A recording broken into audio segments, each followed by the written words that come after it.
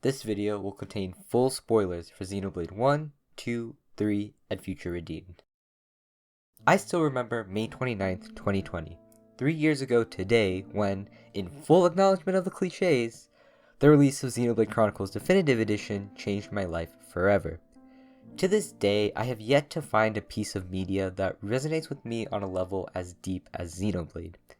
From that disappointment from Nintendo ending a direct on a dumb remaster of an anime JRPG, to now feeling every emotion possible from the final entry in this phenomenal saga. This series has shown me a lot, and truly been there for me when I needed it most. I think the part of Future Redeemed that really excited me the most was how fresh the experience felt. Because I wasn't able to play Future Redeemed until 3 weeks after it came out, it was easily the least I have known about a Xenoblade game going into it. On top of this long delay, I had gone off social media entirely, so I had no clue what the opinions on this game were outside of seeing its 92 on Metacritic. Overall, I definitely feel more than satisfied with Future Redeemed as an experience. I 100%ed the entire game, including super bosses, on hard mode in a very solid 41 hours, which is definitely a lot more than I expected from a game that isn't being sold separately. Visually, Future Redeemed is an absolute treat.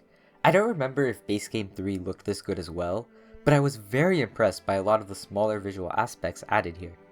The lighting and visual effects, especially with the fog and alpha, are absolutely gorgeous, and the cutscenes got a massive upgrade in terms of their cinematography and how dynamic they feel. On top of that, the character and enemy designs are spot on. My personal favorites are definitely Matthew and A, who both look great as new Saito designs, and the Shulk and Rex redesigns are awesome and very faithful as well. I also think Alpha and the new Monados are so cool, and Nael looks pretty good. The voice acting is generally pretty good as well. Besides maybe a few times where I felt it was a bit awkward, the new voice actors do a good job at capturing the spirit and personality of everyone. Shut the hell up already! I ain't taking orders from you! The word you should have used is fewer. Grammar matters. You did it again. And the returning roles of Adam Howden as Shulk and Blake Ritson as Alvis are very appreciated. At first, I was worried Ritson wouldn't return because Alpha didn't say anything in the opening cutscene, but when he finally spoke when Nael picked up the core crystal, it was such a sick moment. And he honestly still does a great job after 13 years. Let us away, towards a new world, out with the old, and in once more with the new. I suppose it's a bit unfortunate they opted to not get Al Weaver back for H-Dub Rex, but at the same time, we also got some of the best end lines ever from the GOAT Harry McIntyre, so it's all good in the end. Is it premature to say that Future Awaits is the new best track in the entire series? Future Redeemed easily has the greatest soundtrack out of the 3 Xenoblade expansions. I actually do not think there's a single new track here that I don't think is great, and like 5 of the tracks are probably in my top 50 for the series, with Future Awaits in particular really being something special for me. The exploration theme hits you with what is easily the happiest area theme in all of Xenoblade 3, but it's one that captures the essence of that classic Xenoblade excitement. New Battle hits you with those strong battle melodies and serves as a beautifully awesome send-off to this era of Xenoblade battle themes.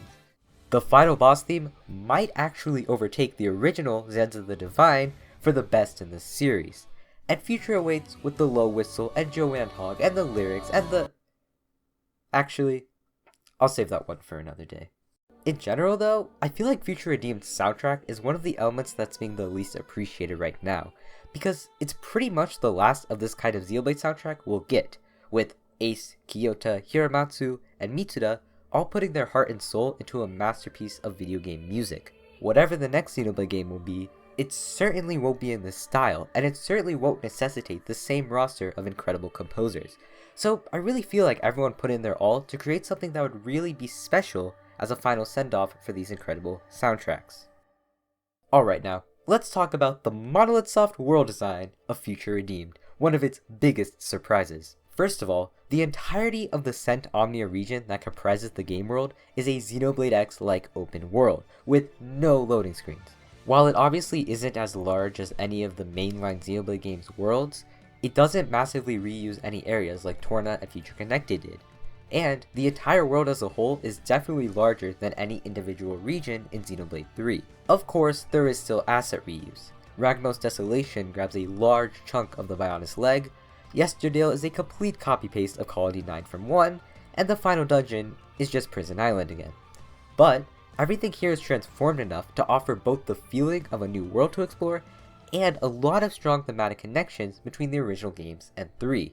It's obvious asset reuse, but it's done incredibly efficiently. Because this world is so compelling but also so compact, I actually decided to do the entirety of my playthrough without fast travel, and honestly, this added a lot to the experience. Adding that extra layer of routing changes the way you view exploration, and by playing like this, you gain a really strong familiarity with the world and the general location of where everything is. I felt like I was a master of the entire Cent Omnia region by the end of the game. While I did feel like the map wasn't incredibly well designed for this, especially with how linear it feels and how few shortcuts there were, I still overall enjoyed the experience and even decided to try this again with my Tears of the Kingdom playthrough.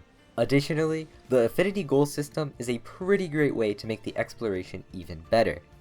For the first time in Xenoblade history, we have a clear indication of what is necessary for 100% completion, and a very well made and fun combat system to accompany it. I honestly feel like overall, Xenoblade 3 Future Redeemed is the most polished Xenoblade experience gameplay wise. There are a ton of great quality of life improvements that fix some of 3's step backs from Definitive Edition, especially with the map, and many new things that are incredibly helpful for the overall experience. The Enemypedia especially is so great and fun to fill out. Like actually, how has it taken this long for something like this to be implemented? The combat system was definitely a highlight though. While it doesn't have the depth of the class system in 3, the ability to combine heroic chains from the base game alone makes the chain attacks in this game so incredibly fun. The party is pretty imbalanced because Rex just deals an insane amount of damage, and Nicole and Shulk are kinda mid as tanks. But it's still an incredibly fun combat system overall, and I definitely enjoyed going for 100% completion. I will say, the super bosses are completely unfair on hard mode.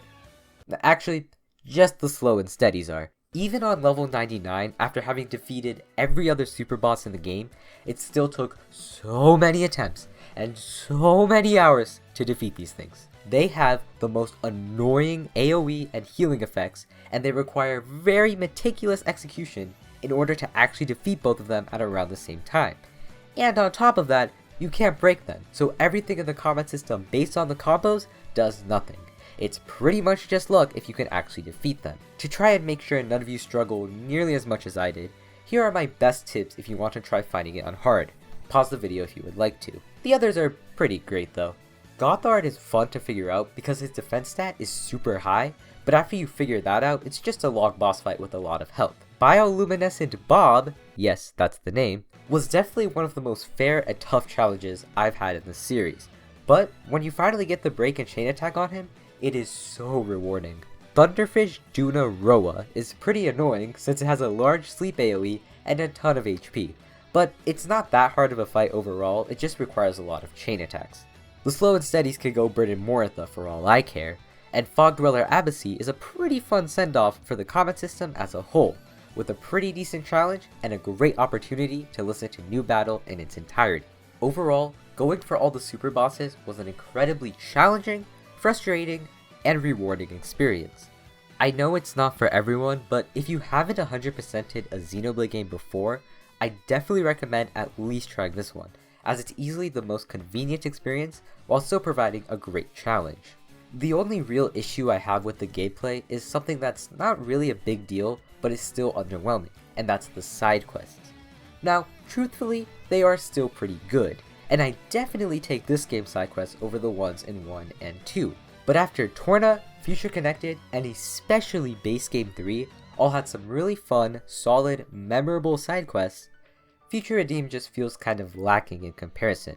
And it's not just the lower quantity of side quests, because honestly, I do not want another Xenoblade game with 2 trillion fetch quests. The issue is just that Future Redeemed doesn't feel as memorable or as engaging with its NPCs, and I never felt a strong attachment to the community system and trying to make an impact on people in this world.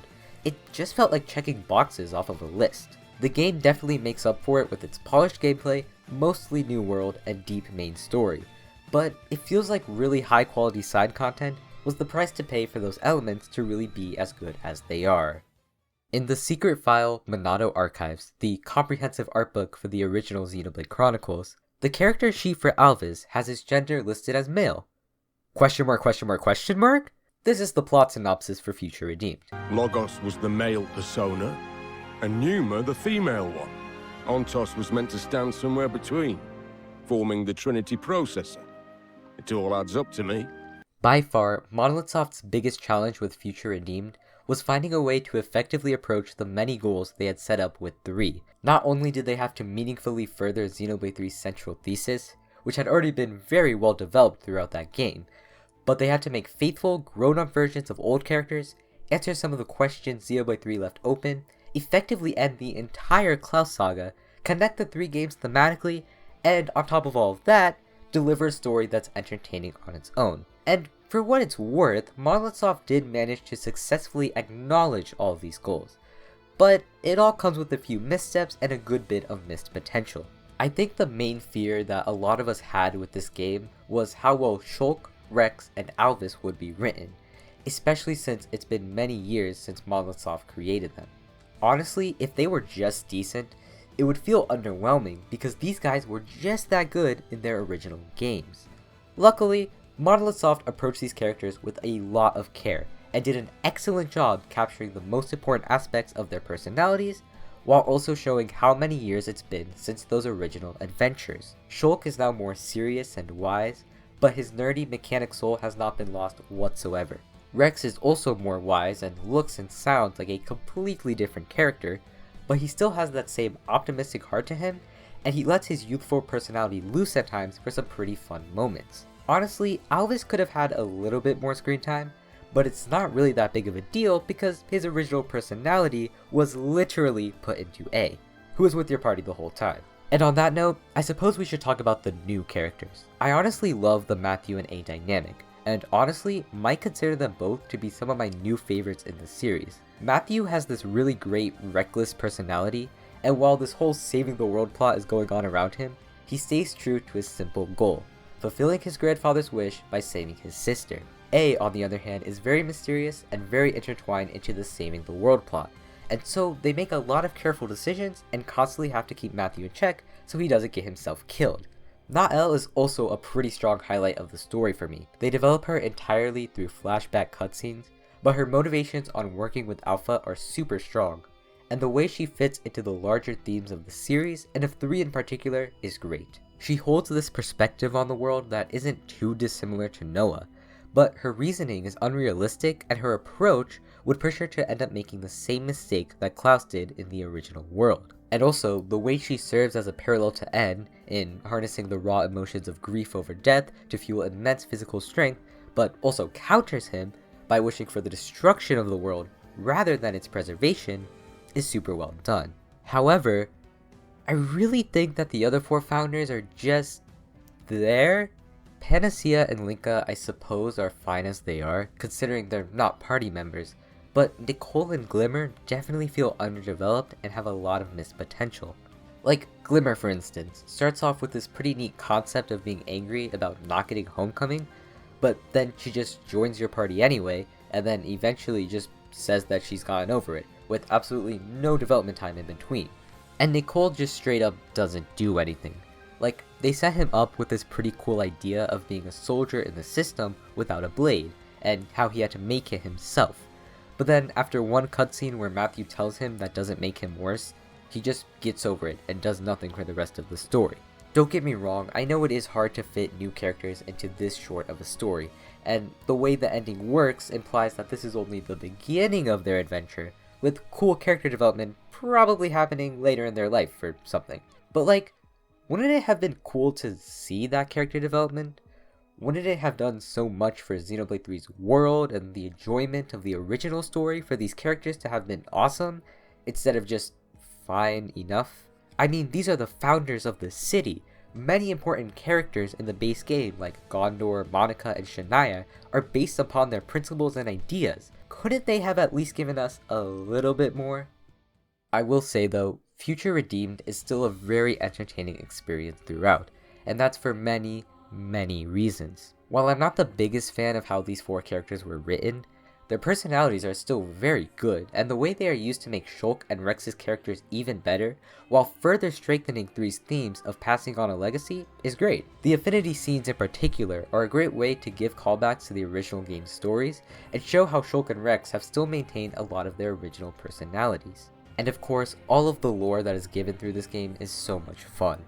In truth, I could not even begin to understand all of the connections to the larger Xeno multiverse, but I still do appreciate how Ontos is finally connected to the Trinity processor, and how the real origins of Xenoblade 3's world are finally explained. I definitely think one of the unintentionally funniest scenes in the entire Xenoblade series is the now infamous radio one, where an emotional reunion between Matthew and Nael finally happens, and the biggest lore reveals in the history of the Xeno series are just thrown at you at the same time. I'm hungry! Can we have a snack? Okay! If that doesn't show you the duality of Xeno with its emotional storytelling but also wacky sci-fi lore, then I don't know what does. And honestly, the whole finale for this game is non-stop hype, joy, and sadness. Alpha is such a sick final boss, even though I absolutely destroyed him because despite my best efforts turning off overkill and not using any bonus XP, I still got overleveled so hard and Rex is just absolutely broken. And the resolution of Shulk, Rex, and A at the end is super well done. Plus, the credits are just phenomenal. Bringing back Joanne Hogg, the low whistle, and the montage in the background all chain attacked my emotions with a times 1000 damage multiplier. But at the same time, I was glad that the series was able to go out this strongly. But alright, let's get into what is truly my absolute favorite part of Future Redeemed's story, and what has solidified my choice for my favorite character in all of gaming. Anti-hero N. You must not lash out at him. Matthew! He's not your enemy! I promise you! N in the base game of Xenoblade 3 is one that is very deep, but he can also be broken down into 2 distinct parts. There's his masked ominous side where he feels immortal, and the side of his pure void after he loses the one single thing that the Endless now promised him. A lot of attention is put into the latter, with chapters 5, 6, and 7 offering some phenomenal moments as the duality between Noah and N is set up, and his resolution of acceptance is perfectly executed. But Future Redeemed offers us a greater dive into that first side. Though N's role is minor here, the weight of his reasoning and the power of some of his lines really stand out in the overall story. In the current of the eternal flow, you need not justify the means. All is swallowed up. Everything. I think it's really fascinating that the event that was a huge turning point for M and made her realize how far N's insanity has gone was really him finding a greater evil. He's not suddenly justified in what he did, and obviously, killing the entire city is absolutely atrocious. But it provides this fantastic look into N's true insanity, and how even finding a good cause can be transformed by his twisted view on life. I really love the part where he stabs Gondor, not because I like seeing people get stabbed, but because the subtleties of the sound effects, animation, and voice acting give such a phenomenal perspective on his character and tell the story. When Gondor steps in to defend Nael, N is surprised and actually listens to him.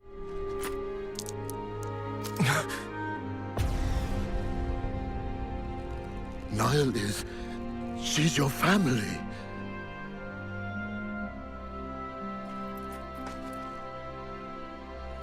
I can't let you do this.